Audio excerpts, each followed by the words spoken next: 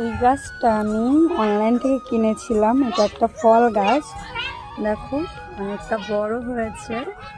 আমি যখন অনলাইন থেকে অর্ডার করে এনেছি তখন গাছটা ঠিক এইটুকু ছিল, আর এখন প্রায় দীর্ঘ 6-7 মাসে গাছটা অনেকটা বড় হয়ে গেছে আর অনেক ডাল মানে শাখা পোশাখা বেরিয়েছে।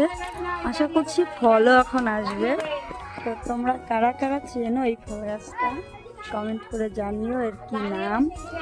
আর যখন এর ফল হবে তখন আমি অবশ্যই তোমাদেরকে দেখাবো এই ফল গাছটা।